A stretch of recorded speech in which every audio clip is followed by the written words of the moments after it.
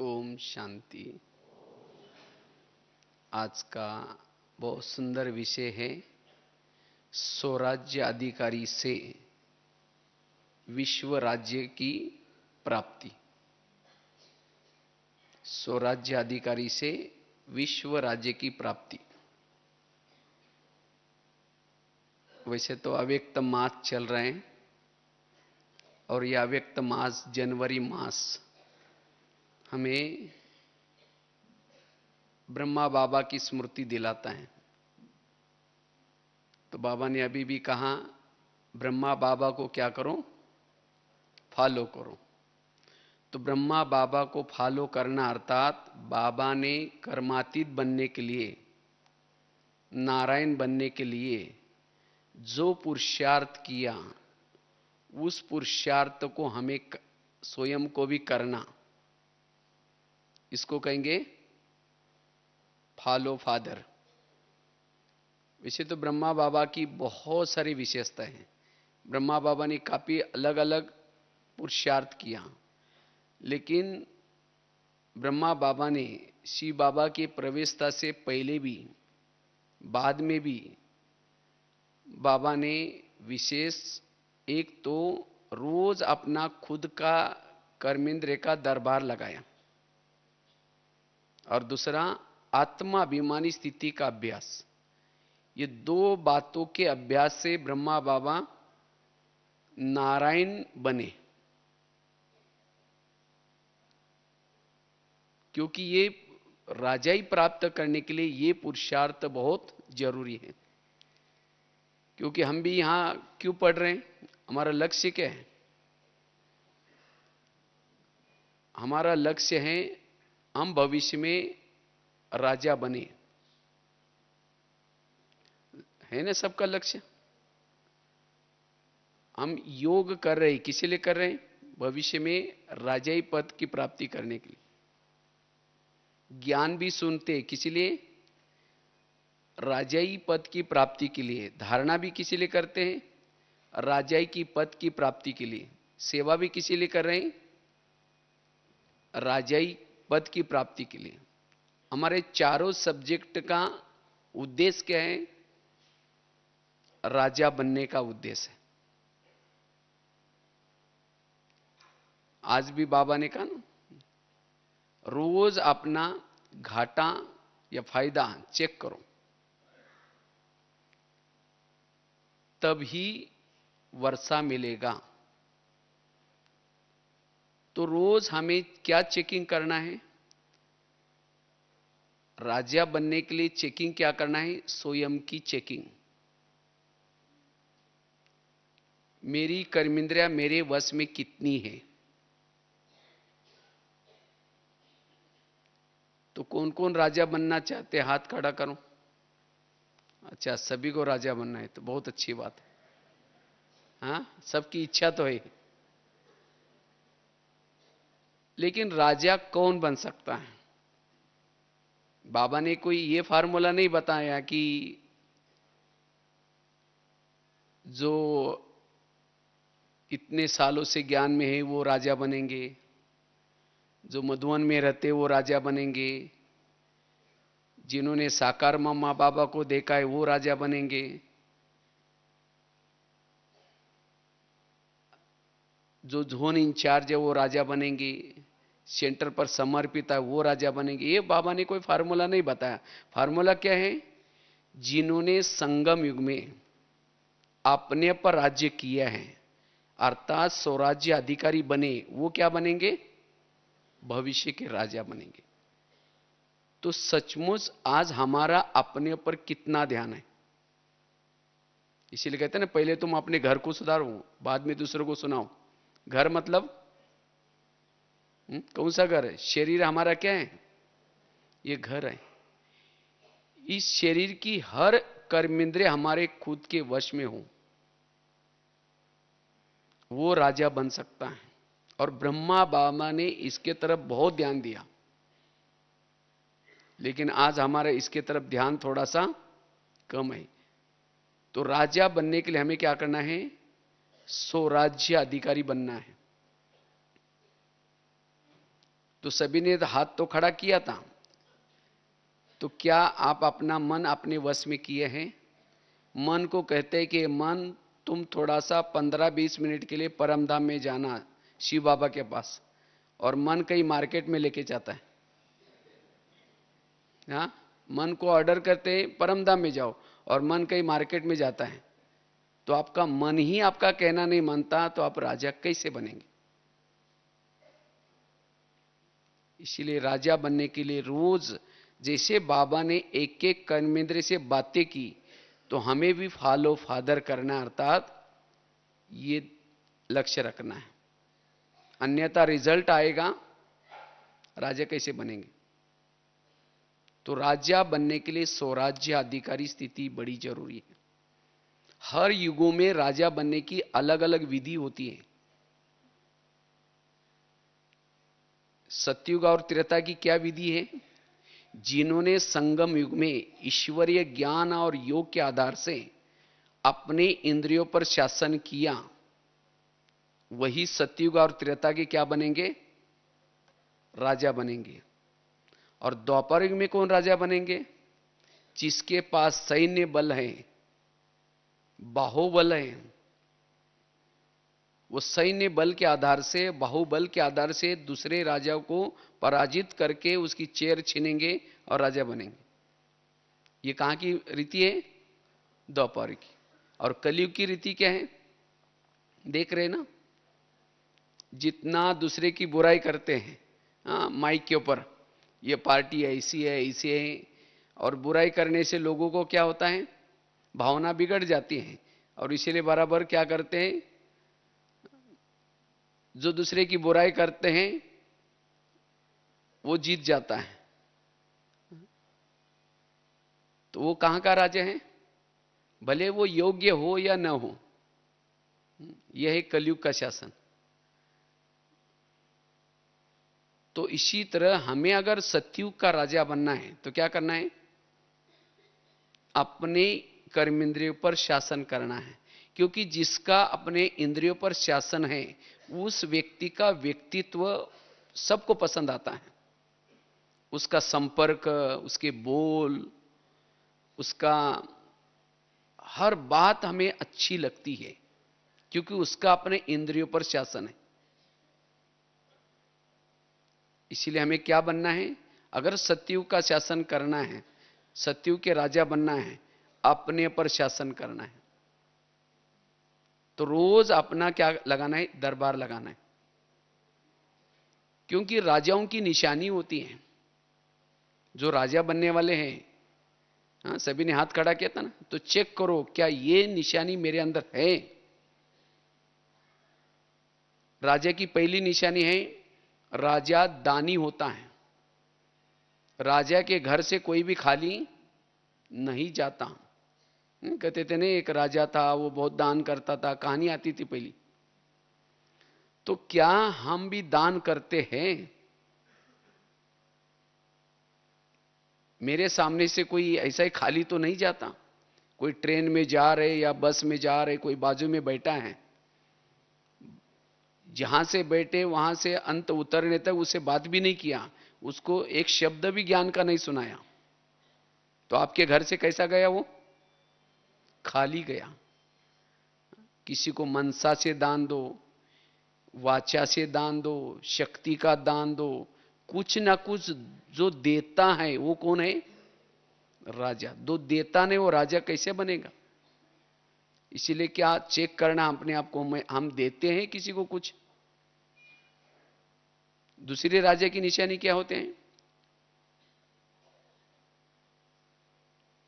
राजा जिसको भी ऑर्डर करता है, अगर राजा की ऑर्डर कोई टालता है, राजा क्या करता है? उसको शिक्षा देता है, सजा देता है। तो इसी तरह हम भी अपनी इंद्रियों को ऑर्डर करते हैं। कान, आज तुम व्यर्थ नहीं सुनना। आंखें, तुम्हें व्यर्थ नहीं देखना है। हे मन, तुम्हें व्यर्थ नहीं सोचना। तो क्या हमारी इंद्रिय हमारा कहना मानती है? अगर नहीं मानती तो क्या हम उसको सजा देते हैं? क्या इंद्रियां हमको चला रहे हैं? जिसको इंद्रियां चलाती है वो राजा कैसे बनेगा? वो अधीन है। अधीन वाला कभी भी अधिकारी नहीं बन सकता। जो अधीन है वो कभी भी अधिकारी नहीं बन सकता। इसीलिए अगर राजा बनना है, हमें इंद्रियों को चलाना है, न कि इंद्रिय हमको चलाए। इसलिए राजा की निशानी है अपने इंद्रियों पर शासन। अगर नहीं सुनती तो उसको सजा भी दो, शिक्षा भी दो। तीसरी राजा की निशानी है राजा शिकार करता है। उसकी भी कहानी आती थी ना, पहले एक राजा था, शिकार करने के लिए गया था। और राजा शिकार किसकी करता है ना? शेर की शिकार करता है। जो शेर की शिकार करता है उसको क्या कहते हैं? राजा। तो सभी ने हाथ खड़ा किया था। तो आज तक कितने शेर को मारा है? हाँ, माताओं ने मारा है। हाँ, चलो एक दो ने तो मारा है, अच्छी बात है। शेर अर्थात कोई अज्ञानी आत्माओं को ज्ञानी बनाना। और वो भी ऐसे नहीं कि 2-4 दिन के बाद मरने वाली बुढ़िया को ज्ञान सुनाया, वो तो चुआ बिली हो गई। हाँ, चुआ बिली नहीं, लेकिन जिसको बाबा कहते कोई क्वालिटी वाली आत्मा। एक आत्मा आई तो उसके साथ दूसरी भी आ जाए, और 10 आ जाए, उसे और सेवा हो जाए। इसको कहते शेर की शिकार। तो जो शेर की शिकार करता है वो क्या बनेगा? राजा बनेगा। तो इसलिए राजा बनने के लिए बाबा कितनी सारी अव्यक्त साकार मुरली में, बच्चे मंदिरों में जाओ, बच्चे यहां जाओ, वहां जाओ, कितनी बाबा हमें क्या भरता है? उमंग भरता है। लेकिन हम सुनने तक है या कोई इसको प्रैक्टिकल भी करते हैं? तो जो शिकार करता वो क्या बनेगा? क्योंकि प्रजा ही नहीं बनेगी तो राजा कैसे बनेंगे? तो इसीलिए राजा वो है जो प्रजा भी बनाता है। और जंगल तो बहुत लंबा चौड़ा है, कितने सारे शेर घूम रहे। तो शेर की शिकार जरूर करनी है। कई तो सोचते हैं कि कोई सुनता ही नहीं। आजकल हम बहुत सुनाने की कोशिश करते हैं। अगर नहीं सुनता तो आपके जो हथियार है उसके अंदर धार नहीं है, तो योग बल से धार लगा दो तो सुन लेंगे। अगर नहीं सुनता तो कम से कम सेंटर में तो लेके आओ, उसको जाली में तो फंसा दो। उस शेर को क्या करो? जाली में तो फंसा दो, मारने का काम बहनें कर ही देंगी। लेकिन जिन्होंने वहां तक फंसाया उसको आधी दुआ मिल जाएगी। इसीलिए हमें जरूर किसी ना किसी को सेंटर पर लेके आना है। अगर एक नहीं सुनता तो दूसरे को लेके आओ। सप्ताह में एक शिकार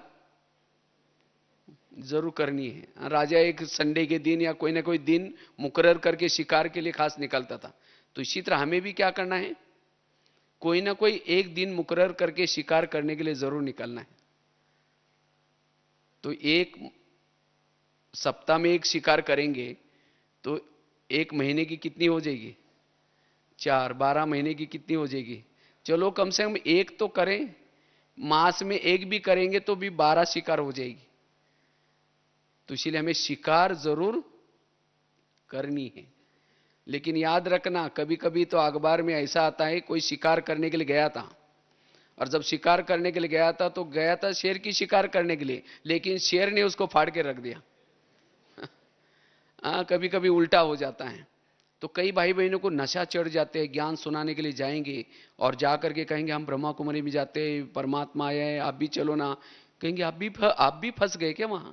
अरे वहां तो ऐसा होता है, वैसा होता है। ओम शांति। खुद आना बंद कर दिया। गए थे शिकार करने के लिए, लेकिन शेर ने उसको फाड़ के रख दिया। इसीलिए अनुभवी बनो पहले। जिसको अनुभव है ज्ञान और योग का, यहां की बातों का, वो चाहे कितने भी कोई कुछ कहे, संशय बुद्धि नहीं बन सकते। इसीलिए हमें शेर की शिकार जरूर करनी है। करेंगे ना? तो कम से कम 2014 में 12 शिकार तो जरूर करना। तो जल्दी जल्दी सत्यों की संख्या बढ़ जाएगी। ठीक है? जो जो करेंगे शिकार वो हाथ खड़ा करो। चलो बहुत अच्छी बात है। हाँ, तो जरूर हमें यह लक्ष्य रखना है कि जरूर किसी को, क्योंकि अगर इन बातों में हम बिजी रहते हैं, किसी को ज्ञान सुनाने में, बाबा कहते हैं ना, देने से बढ़ जाता है, खुशी भी बढ़ जाती है। अगर जिसको ज्ञान सुनाया वो योग लगाएगा, दुआ देगा, वो दुआ आपको भी आदि मिल जाएगी, आपका भी योग इजीली हो जाएगा। आज कई कहते योग लगता ही नहीं, अगर किसी की दुआ ही नहीं ली तो योग कैसे लगेगा। इसलिए हमें शिकार जरूर करनी है। और राजा की क्या निशानी होते हैं? राजा, फलों का राजा किसको कहते हैं? आम को कहते हैं। तो आम के संस्कार हमारे अंदर हो, जो आम के अंदर की जो क्वालिटी है वो क्वालिटी हमारे अंदर हो, वो राजा बनेगा। क्यों आम को ही फलों का राजा क्यों कहते हैं? क्योंकि आम ऊपर से कैसा होता है? नरम होता है, और अंदर से सख्त होता है। वैसे तो फलों का राजा किसको बोलना चाहिए? नारियल को बोलना चाहिए, लेकिन नारियल को नहीं बोला, किसको बोला? आम को। क्यों? आम ऊपर से नरम होता है और अंदर से सख्त, और नारियल कैसा होता है? ऊपर से कड़क होता है और अंदर से नरम होता है। तो जो राजा बनने वाले हैं उनकी क्या निशानी होंगी? वो ऊपर से नम्रचित होंगे, निर्माण होंगे, और अंदर से अपने नियम संयम के लिए कड़क होंगे। वो क्या बनेंगे? कई तो ऐसे होते हैं ऊपर से कड़क होते हैं, मैं जैसा कहता हूं ऐसे करो, ये करो, वो करो, और खुद कुछ नहीं करेंगे। ऐसे व्यक्ति को लोग क्या कहेंगे? हाँ जी जरूर करेंगे, जरूर करेंगे, पीछे मुंह क्या, जाओ जाओ हमको पता है कैसे। उसका कोई भी सुनेगा नहीं। तो इसलिए अगर राजा बनना है तो क्या बनो? आम बनो। और फलों का राजा आम को ही क्यों कहा? अगर कोई व्यक्ति धूप से थक के आता है, परेशान होके आता है, तो किस पेड़ के नीचे जाकर सोता है? आम के नीचे जाकर सोता है। अगर आम के नीचे जाकर सोएगा उसकी थकान मिट जाएगी, हाँ, उसको एकदम रिफ्रेश हो जाएगा। अगर नारियल के नीचे जाकर सोएगा तो हाँ, थकान तो छोड़ो, ऊपर से नारियल गिरेगा उसका सिर भी टूट सकता है। या वो नारियल का जो कांटे वाला वो कभी गिर जाएगा, कोई भरोसा भी नहीं, हवा चलती गिर जाता है। अर्थात अगर आपके संपर्क में कोई व्यक्ति आता है, जीवन की समस्या से परेशान होकर आता है, कोई बातों से तंग होकर के आता है, तनाव में होकर के आता है, तो क्या आपके संपर्क में कोई आता है, उसकी आप परेशानी मिटाते हो, उसके दुख को दूर करते हो, उसको सुख और शांति की छाया देते हो, तब आप राजा बनेंगे। कई तो ऐसे होते हैं, छाया तो छोड़ो, उसको कोई ऐसी और ही उल्टी सुल्टी बात सुना करके उसका दिमाग और ही खराब करके भेज देंगे, और उसको परेशान करके भेजेंगे। आया था सुख शांति के लिए, गया परेशान होकर के, वो राजा कैसे बनेगा? इसीलिए बाबा कहते हैं राजा बनने के लिए किसी को सुख दो, शांति दो, किसी की परेशानी को मिटा दो, वो क्या बनेंगे? राजा बनेंगे। तो राजा बनने के लिए हमें क्या बनना है? आम बनना है, नारियल नहीं बनना। और फलों का राजा आम को ही क्यों कहा? क्योंकि आम जब फल लगता है तो झुकता है, और नारियल और ऊपर जाता है। तो जिसके अंदर कोई विशेषता आती है, कोई गुण आते हैं, कला आते हैं, जितना वो झुकता है, निरहंकारी है, वो क्या बनेगा? राजा। अगर आपके पास कोई आने के लिए डरता है, इसका मतलब आप राजा कभी नहीं बन सकते। इसीलिए राजा बनने के लिए आम के संस्कार, हमें आम की क्वालिटी को धारण करना है। इसीलिए कहते हैं ना, नारियल को तोड़ो। नारियल माना जो आपके अंदर रियल नहीं है उसको छोड़ो। इसीलिए भक्ति मार्ग में क्या क्या, भगवान को प्रसन्न करने के लिए नारियल तोड़ते थे। केवल ला करके रखते नहीं, लेकिन नारियल को तोड़ते हैं, उसका पानी डालते हैं, और तब कहते भगवान प्रसन्न हो गया। तो इसी तरह हमें भी क्या करना है? नारियल, आत्मा का आकार कैसे है? नारियल की तरह है। नारियल के अंदर पानी होता है, खोबरा होता है, अगर उसको पियो तो हेल्थ अच्छी बनती है, वो हेल्थ के लिए बहुत अच्छा रहता है पानी और खोबरा। लेकिन वो पानी प्राप्त करने के लिए, खोबरा खाने के लिए कवच को क्या करना पड़ेगा? तोड़ना पड़ेगा।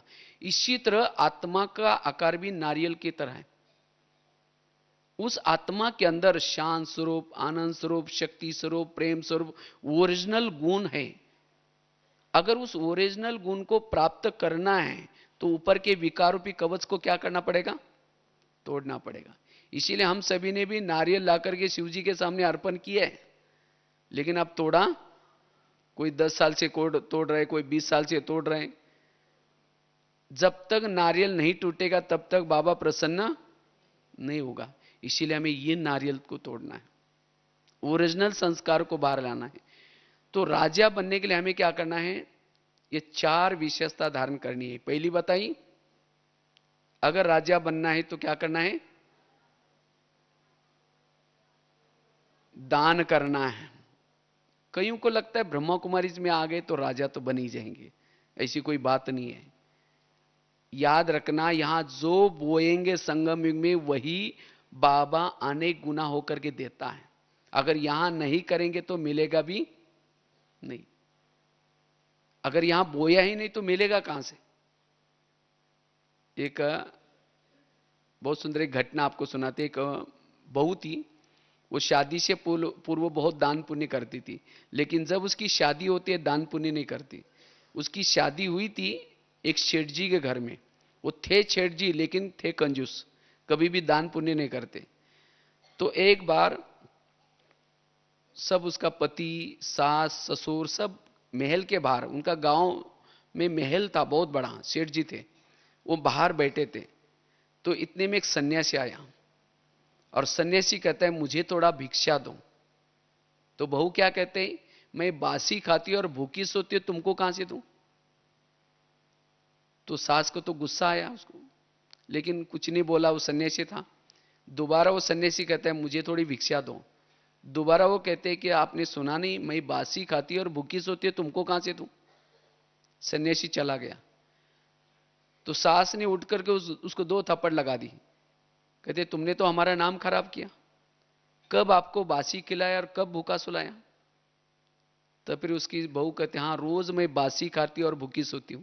कहते आज मेरी शादी ये सेठ जी के घर में हुई है, ये तो मैंने पिछले पिछले कोई जन्मों में अच्छा कर्म किया होगा जिसका फल आज मैं खा रही हूं। तो कौन सा खा रही हूं? पिछले जन्मों का खा रही हूं, मतलब बासी खा रही हूं। और भूखी सो रहे अर्थात अगले जन्म के लिए आप मुझे कुछ भी करने नहीं देते दान पुण्य। इसीलिए मैंने कहा कि मैं बासी खा करके भूखी सोती हूं। फिर उसके सास के समझ में आया हाँ बात तो सही है। तो कहते हैं ठीक है, जो घोड़े के लिए जो चने पीसे उसको दिया करो। उसको लगता है थोड़ा अक्ल तो आ गई उसको दान पुण्य करने की, तो रोज वो चने दान करते हैं। तो एक दिन इस बहू को लगता है अगर मैं चने दूंगी तो अगले जन्म में मुझे बोरी की बोरी चने मिलेंगे। फिर उसकी सास कहते अच्छा जो चाहिए दे दो। तो इसी तरह कहीं हम बासी खा करके भूखा तो नहीं सो रहे। आज बाबा की इतनी हमें पालना मिल रही, इतना तरावटी माल मिल रहा है, कितनी अच्छी अच्छी पालना मिलती है। तो ये कौन से जन्मों का फल है? 63 जन्मों में दर दर में भटके थे, व्रत किया था, उपवास किया था, और जिसके कारण आज ये पालना मिल रहे। तो कौन सा खा रहे? बासी खा रहे। लेकिन आज अगर मैंने कुछ पुण्य नहीं किया, किसी को ज्ञान दान नहीं किया, स्थूल धन नहीं किया सेंटर पर, तो अगले जन्म के लिए कैसे सो रहे? भूखा सो रहे।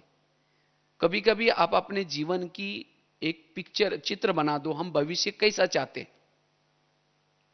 अगर तन से अच्छे चाहिए, तन से सेवा, संबंध अच्छे चाहिए तो सर्व संबंधों के साथ बाबा के साथ का अनुभव। तो अगर धन चाहिए, धन से सेवा।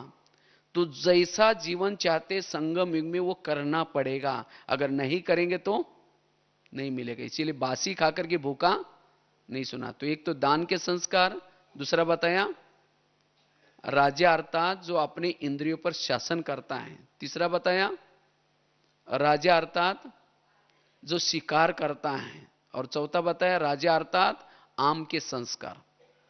तो चेक करो, हाथ सबने खड़ा किया था, तो क्या हमारे अंदर ये संस्कार आए हैं? क्योंकि राजा कौन बनेगा, दासी कौन बनेगी, साहूकार कौन बनेगा, सिस्टम है। जो इस ज्ञान मार्ग में चलता है, रोज मुरली सुनता है, ना धन से सेवा करता है ना ज्ञान सुनाता है, लेकिन रोज आता है और इंद्रियों के भी अधीन है, देखने के अधीन है, सुनने के अधीन है, मुख के विरत बोलने के अधीन है, तो ऐसी आत्मा का भविष्य क्या होगा? दास दासी। जो इंद्रियों के दास है वो क्या बनते हैं? दास। जो किसी का श्रृंगार नहीं करते वो श्रृंगार करने वाले बनते। श्रृंगार कौन कराते? दासियां।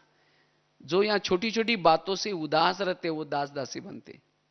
और कोई ज्ञान में चलता है, धन से सेवा करता है, ज्ञान भी सुनाता है, लेकिन इंद्रियों के अधीन है, ऐसी आत्मा साहूकार बनेंगी। साहूकार क्यों बनी? क्योंकि धन से सेवा की, ज्ञान भी सुनाया, लेकिन इंद्रियों के अधीन। और कोई ज्ञान में चलता है, इतना गुप्त पुरुषार्थ कर रहा है जो इंद्रियों को अपने वश में किया है, लेकिन ना धन से सेवा करता ना ज्ञान सुनाता है। राजा तो बनेगा, लेकिन कैसा? कंगाल राजा। कंगाल शब्द नहीं होगा, लेकिन उसके पास धन की कमी।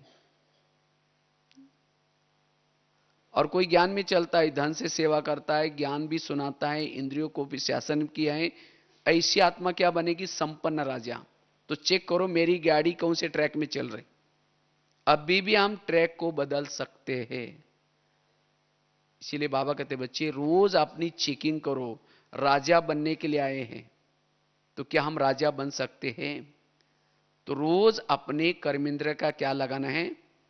दरबार लगाना है।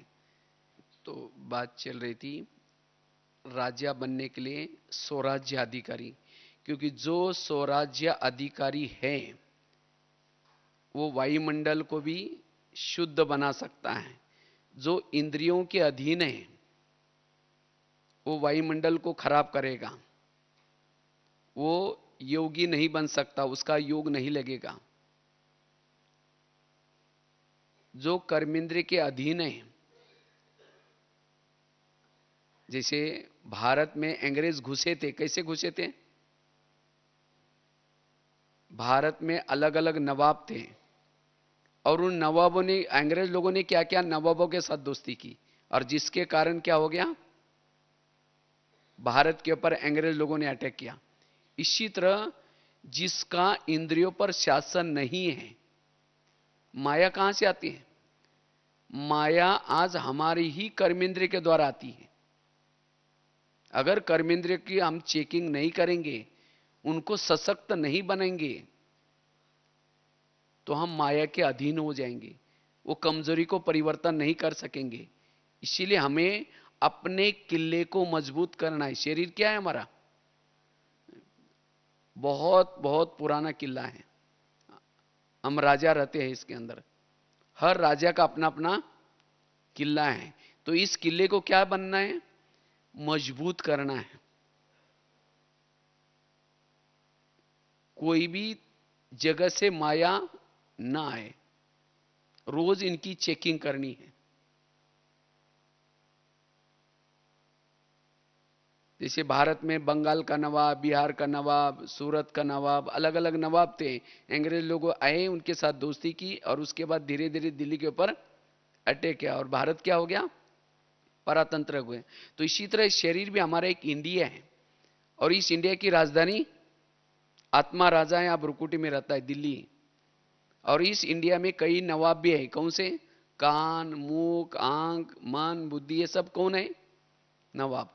तो माया रूपी अंग्रेज आती है तो क्या करते? दोस्ती पहले कान के साथ कोई वेरत बातें सुनेंगे, उसके बाद अंदर मुख में वर्णन होगा, फिर आंखों में आएगा, फिर मन में आएगा, फिर बुद्धि में आएगा, फिर दिल्ली के ऊपर अटैक हो गया, तो फिर आत्मा अधीन हो गई। तो इसीलिए हमें क्या करना है? रोज क्या करना है? हमें, हमारा पुरुषार्थ क्या है? इस शरीर रूपी देश को, जैसे वो गीत सुन रहे थे ना शुरू शुरू में, पग पग पर अपने कर्मेंद्रिय को माया की छाया से बचाना, राजधानी को माया की छाया से बचाना। तो इसीलिए ब्रह्मा बाबा ने जैसे रोज अपना दरबार लगाया, तो हमें भी क्या करना है? रोज चेकिंग करना है, आखिर माया आती कहां से? कौन सी ईंट या कौन सा दरवाजा खुला है? हम इतने बिजी रहते, कहते हैं ना, अंधेरी नगरी चौपट राजा, टकेसर बाजी टकेसर खाजा। नगरी का राजा सोया है, जो चाहे हो रहा है, आंखें जो चाहे देख रहे, मुख जो चाहे बोल रहे, कान जो चाहे सुन रहे, और जिसके कारण फिर राजा कमजोर होता है। तो अभी हमारा शरीर रूपी देश परतंत्र है, उसको स्वतंत्र बनाना है। जैसे भारत से अंग्रेज लोगों को भगाया, कैसे भगाया? तो वही नीति हमें भी यहां अपनानी है। हमें भी क्या करना है? जैसे वो लोगों ने क्या किया था, जगह जगह पर सभा ली, जालियनवाला बाग, फिर उसके बाद अखबार निकाले, अपने अपनी भाषा में क्या करते थे, अखबारों के द्वारा जनता को जागृत करना शुरू किया।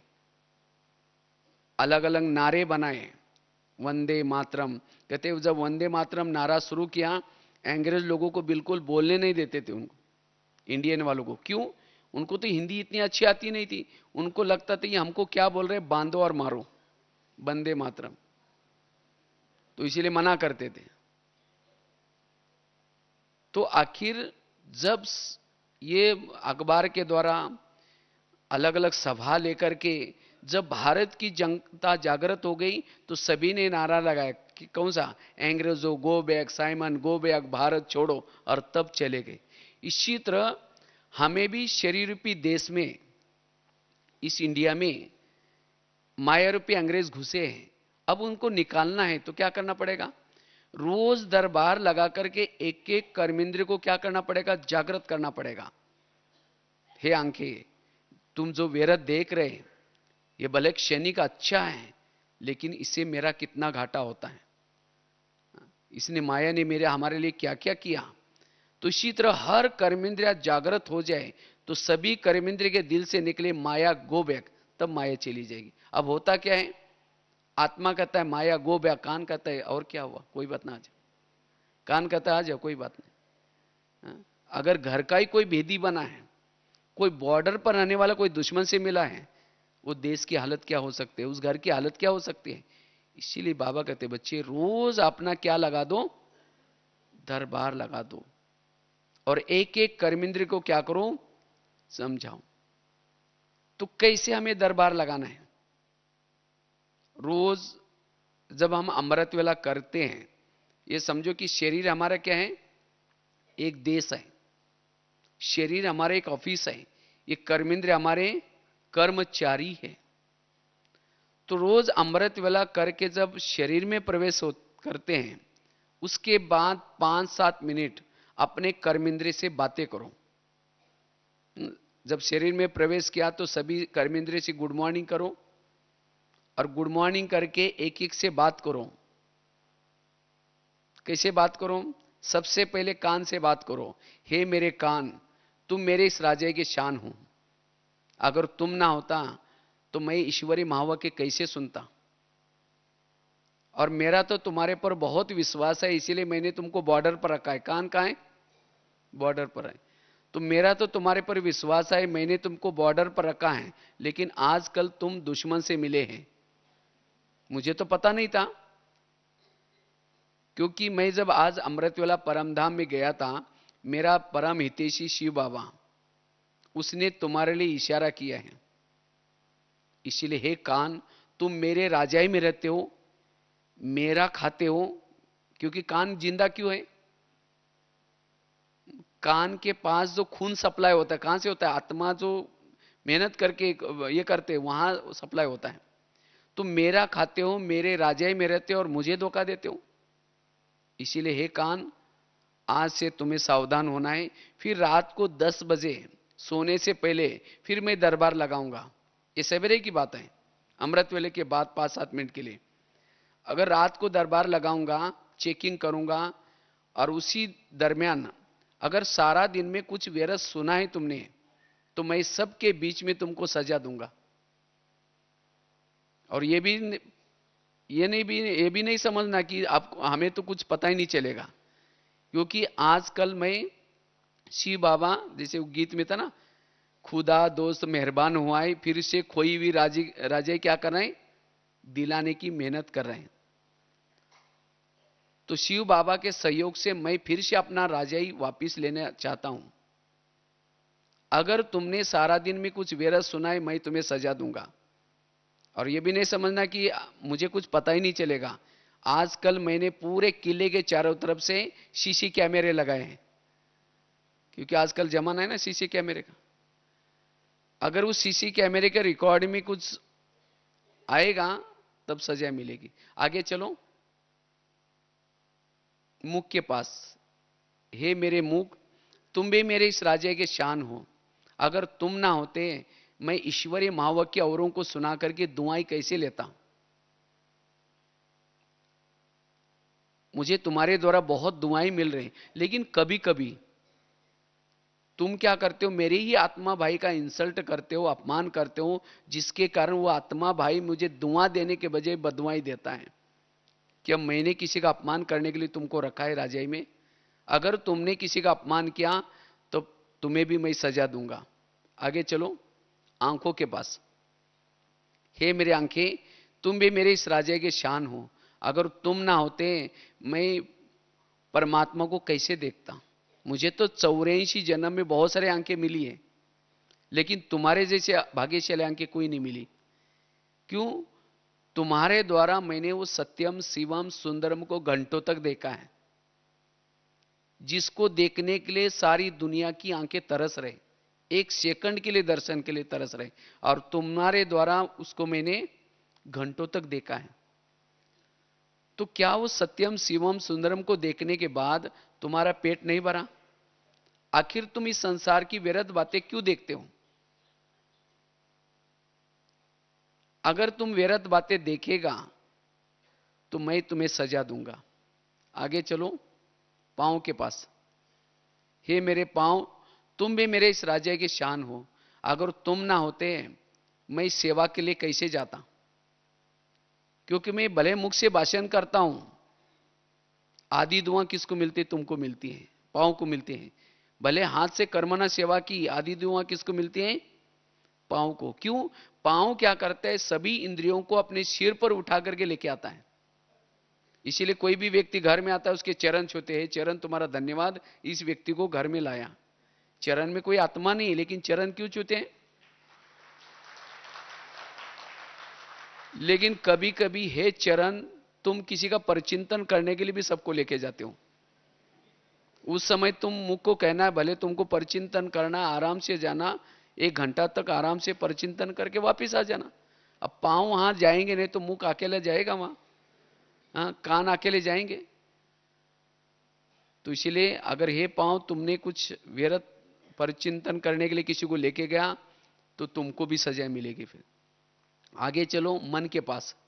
हे मेरे मन, तुम भी मेरे इस राज्य के शान हो। अगर तुम ना होता तो मैं परमात्मा की गुणगान कैसे गाता। तुम्हारे द्वारा मैं परमात्मा की गुणगान गाता हूं, उसको याद करता हूं। लेकिन कभी कभी तुम व्यर्थ का गुणगान करते हो, व्यर्थ चिंतन करते हो। क्या मैंने तुम्हें इस राज्य में इसीलिए रखा है? अगर तुमने व्यर्थ का गुणगान किया, मैं तुम्हें सजा दूंगा। आगे चलो, बुद्धि के पास। हे बुद्धि, तुम भी मेरे इस राज्य के शान हो। अगर तुम ना होता है तो मैं कैसे राज्य चलाता। और मैंने तो तुम्हारे ऊपर इतना विश्वास रखा था, सभी इंद्रियों में से चुन करके मैंने तुमको मंत्री बनाया। क्योंकि सभी इंद्रियों का मंत्री कौन है? बुद्धि। तो मैंने तो तुम्हारे पर विश्वास किया और मंत्री बना करके पूरा राज्यकारभार तुम्हारे हाथ में दिया। लेकिन तुमने तो ऐसे मनमत प्रमाण चला, परमत प्रमाण चला, और तुमने क्या किया? मेरी पूरी राजाई गंवा दी। राजाई तो छोड़ो, मेरे पूरा महल गंवा दिया, ताज गंवा दिया, ताज भी उतार दिया, पुष्पक विमान जो कुछ था राजाई गंवा करके। इतना ही नहीं, मुझे रावण के जेल में डाल दिया। जब मुझे उस परम हितैषी शिव बाबा ने जगाया तो देखा तो मेरे पास कुछ भी नहीं है। यह सब तुम्हारे कारण हुआ है। तो हे बुद्धि, आज से मैं तुम्हें सावधान करता हूं, अगर तुमने कोई भी निर्णय श्रीमत के विरुद्ध किया, मैं तुम्हें सजा दूंगा। इसीलिए कोई भी निर्णय करना है, श्रीमत के आधार से करना है। इस तरह से एक एक कर्मेंद्रिय से क्या करना है? बातें करने, जो बातें ब्रह्मा बाबा भी करते थे। बाबा भी अपने इंद्रियों से बातें करते थे। बाबा की डायरी मिली, उस डायरी के अंदर बाबा ने ऐसा ऐसा पुरुषार्थ किया, और इसीलिए बाबा ने स्वराज्य अधिकारी से नारायण का पद पाया। इसीलिए बाबा कहते बच्चे फॉलो फादर, आप भी क्या करो, ये पुरुषार्थ करो, क्योंकि जब तक हमारा इंद्रिय पर शासन नहीं है तब तक हम राजा नहीं बनेंगे। तो ये राजा बनने का चांस तो सबको है। कोई माताएं भी राजा बन सकती हैं, कोई गृहस्थी में रहने वाले कुमार बन सकते हैं, कुमारी बन सकते हैं, कोई गृहस्थी में रहने वाले भी बन सकते हैं। राजा बनने के लिए कहीं और दौड़ने की जरूरत नहीं है, अपने पर शासन करो। लेकिन आज हमारा इसके तरफ ध्यान नहीं है। हमने कितने सेंटर खोले, कितने ये किया, वो जरूर नहीं, हम कितने निर्विघ्न हैं, मेरी राजाई कितनी निर्विघ्न है। नहीं तो राजा बनेंगे, लेकिन कहां के राजा बनेंगे? जैसे बता ना, अगर किसी की बड़ों के सामने जाकर के बुराई करेंगे, ये करेंगे और किसी की चेयर लेंगे तो राजा तो बनेगा, लेकिन कहां का बनेगा? कलयुग का राजा बन जाएगा। बाहुबल के आधार से किसी के राजा लेंगे तो भी, तो इसलिए हमें अगर सत्ययुग का राजा बनना है तो क्या करना है? स्वराज्य अधिकारी बनना है, अपने पर शासन करना है। इसलिए बाबा इसको कहते परिवर्तन, ये है परिवर्तन। ब्रह्मा कुमार कुमारी बनना मतलब परिवर्तन करना, मतलब सफेद ड्रेस पहन लिया, बैज पहन लिया, ये परिवर्तन तो ऊपर का परिवर्तन हो गया। लेकिन हर इंद्रियों पर शासन करो, क्योंकि फार्मूला बाबा ने ये रखा है, स्वराज्य अधिकारी सो। चाहे कोई मधुवन निवासी है, बाबा देखेगा कि उसने अपने पर कितना शासन किया है। चाहे कोई जोन इंचार्ज है, बाबा ये देखा कि अपने पर शासन कितना किया है। कोई गृहस्थी की माता है, उसको बाबा देखेगा इसने जब से ब्राह्मण बना अपने पर शासन कितना किया।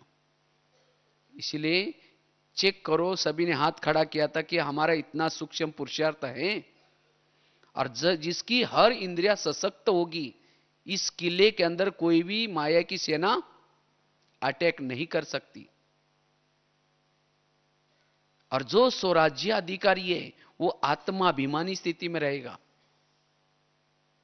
आत्माभिमानी स्थिति में रहेगा। इसीलिए बाबा कहते बच्चे ये पुरुषार्थ करो राजा बनने के लिए। इसलिए राजा बनने के लिए अपने ऊपर शासन करने की जरूरत है। फिर हमने 10 बजे लगाया दरबार, सवेरे उठ करके, सवेरे अमृत वेले के बाद, फिर रात को सोने से पहले फिर दरबार लगा दो। फिर सभी कर्मेंद्र को कहो कि आओ भाई दरबार लगाना है। तो फिर बाद में 5 मिनट के लिए अपने सभी कर्मेंद्र पर ध्यान रखो कि आज कितना घाटा हुआ और कितना फायदा हुआ। कोई दुश्मन तो अंदर मेरे किले में तो नहीं आया जिसे मेरा टाइम वेस्ट हो गया। तो सबसे पहले चेकिंग करो, कान को पूछो, हे कान तुम्हारा सारा दिन का चार्ट कैसा रहा? आपका बहुत बहुत धन्यवाद। 7 बजे तुम्हारे द्वारा मैंने मुरली सुनी थी, लेकिन 12-1 बजे कोई एक माता जी आई थी और उसने बड़ा नजदीक, आपने बड़ा नजदीक जाकर के वो कोई किसी की परचिंतन की बातें सुना रही थी। वो बहन जी ऐसी है, वो ऐसी करते, और आपने तो बड़ा नजदीक जाकर सुना था। मैंने सीसी कैमरे में रिकॉर्डिंग में देखा है। तो बताओ, मैंने सवेरे तुमको मना किया था सुनने के लिए, तो भी तुमने सुना, इसीलिए तुम्हारे लिए सजा कौन सी? तुम्हें दोबारा मुरली सुननी है। सजा मतलब कोई कान काटने वाली सजा नहीं। सजा कौन सी दो? दोबारा मुरली सुनो। क्योंकि कौन से कान पर चिंतन सुनते हैं? जिस कान में ज्ञान की कमी है। इसीलिए उसको ज्ञान से इतना भरपूर कर दो जो किसी के परचिंतन की बातें सुने ही नहीं कभी। इसीलिए उसको अलौकिक सजा दो। कौन सी? दोबारा मुरली सुनो। फिर आगे चलो मुख के पास, हे मुख तुम्हारा चार्ट कैसा रहा? समझो कान ने दरवाजा खोला, तो कम से कम तुमने तो अपना दरवाजा बंद रखना चाहिए था, क्योंकि मैं तो 7 दरवाजे के अंदर बैठा हूं। एक दरवाजा खोलो तो दूसरा, तीसरा, तुमने भी बोला हाँ वो सचमुच आजकल बहनें तो ऐसी करती रहती है, हाँ जिसका जो पैसे दे तो आगे उसको आगे करते रहते, हमारी कोई वैल्यू नहीं है। तुमने भी उसको सहयोग दिया बोल करके, इसीलिए तुम्हारे लिए सजा कौन सी? कल के दिन तुम्हारा कारोबार बंद रहेगा। मौन है मुख की सजा। दूसरे दिन चुप रहो, बस सारा दिन बोलने का बंद। तो ऑटोमेटिकली तीसरे दिन क्या करेगा? हर बात में समझ करके बोलेगा। तो ऐसी जिसको कहते राजा, एक एक कर्मेंद्र की चेकिंग, शिक्षा, सावधानी, अगर नहीं बात मानी तो क्या करो? उसको सजा दो। और जिसका ऐसा हर कर्मेंद्रिय के ऊपर निगरानी है वो क्या बनेगा? राजा। तो हाथ खड़ा किया था सभी ने, तो क्या इतनी निगरानी है हमारी? इच्छा तो है राजा बनने की, लेकिन क्या ये हम करते हैं? तो ये पुरुषार्थ करना है। जो बाबा ने किया था उसको ही हमें क्या करना है? फॉलो करना है। बाबा ने आत्मा का पाठ कितना पक्का किया, दीवार पर लिखते थे मैं आत्मा हूं, यशोदा आत्मा है, ये आत्मा है, आत्मा कितना। सचमुच हम अपने दिल पर हाथ रख करके पूछे कितना हमारा इसके तरफ ध्यान है? और इसीलिए आज हमारे जीवन में प्रॉब्लम्स है, आत्माभिमानी स्थिति की कमी, कर्मेंद्रिय पर ध्यान नहीं है, इसीलिए दूसरे की कमी कमजोरी दिखती है। हाँ? मुख से वर्णन करेंगे, कान से सुनेंगे, जब योग में बैठेंगे तो योग कहां लगेगा? इसीलिए योग का अनुभव करने के लिए, शक्तिशाली बनने के लिए क्या करना है? स्वराज्य अधिकारी बनने की जरूरत है। और जो स्वराज्य अधिकारी है वो क्या बनेगा? भविष्य का विश्व राज्याधिकारी। और मेरा स्वराज्य सारा दिन बना रहे, मेरे इस राज्य के ऊपर किसी का भी अटैक न हो जाए, उसके लिए क्या करना है? आत्मा राजा को जागृत रहना है। आज वास्तव में कोई कर्मेंद्रिय के द्वारा भी माया अटैक क्यों करती है? क्योंकि आत्मा राजा वो भूल जाते कि मैं राजा हूं, और उसके कारण माया क्या करते? कोई ना कोई कर्मेंद्रिय के द्वारा प्रवेश कर लेती। तो हम आत्मा राजा हूं, जागृत, सारा दिन आत्मा जागृत रहे, उसके लिए क्या करें? उसके लिए अमृत वेले का योग। जिसका अमृत वेले के योग के तरफ अटेंशन है, अमृत वेला का योग, क्लास के पहले का आधे घंटे का योग, और प्लस मुरली, सवेरे सवेरे जिसकी दिनचर्या में ये तीन बातें अच्छी है, उसका सारा दिन आत्मा राजा क्या रहेगा? जागृत रहेगा। उसकी आत्माभिमानी स्थिति रहेगी। और जिसकी आत्माभिमानी स्थिति है वहां कोई भी दरवाजे से माया का अटैक नहीं होगा। जब देह भान आता है तो माया क्या करते? अटैक करते हैं। तो इसलिए हमें क्या करना है? इस 2014 में विशेष अमृत वेले के ऊपर क्या करना है? अटेंशन। रोज रात को सोते समय सोच करके सोना है कि मुझे कल सवेरे अमृत वेला उठना ही है। ऐसे नहीं कि बिस्तर डाल दिया, गुड नाइट बाबा आज तो बहुत थक गए, दोपहर को मैंने रेस्ट ही नहीं किया, अभी तो अभी नींद आ रही तो अमृत वेला पता नहीं मेरा क्या होगा, बाबा प्लीज आप जरूर जगा देना, नया व्रत चल रहा है, व्यक्त मास चल रहा है, मुझे जरूर जगा देना। ऐसे कमजोर विचार करके सो जाएंगे तो अमृत वाला बाबा तो उठा तो देगा, लेकिन फिर देखेंगे अभी 4 को 5 मिनट कम है, थोड़ा 5 मिनट सो जाते हैं, 5 मिनट के बजाय 5 बजे का पता भी नहीं चलेगा। अच्छा उठ भी जाएंगे फिर झुटके वाला युग चलेगा। अगर अमृत वाला ढीली है तो सारा दिन फिर देह भान, और जहां देह भान है अंधेरी नगरी चौपट राजा टकेसर बाजी टकेसर खाजा। कान जो चाहे सुनेगा, मुख जो चाहे बोलेगा, तो राजाई कैसी प्राप्त होगी? एक दिन अगर मेरा इंद्रियों पर शासन नहीं है तो कितनी घाटा होता है। एक जन्म की राजा आपकी चली गई, एक जन्म में दास दासी का पद मिलना प्राप्त करना पड़ेगा। इसीलिए बाबा इतना कहते अटेंशन दो, एक एक दिन हमें यादगार बनाना है। इसीलिए अमृत वेला का योग। लास्ट के घटना सुना करके पूरा करते हैं। राजाई के लिए अमृत वेला का योग का कितना बड़ा महत्व है। एक राजा था और सारे संसार में मशहूर था।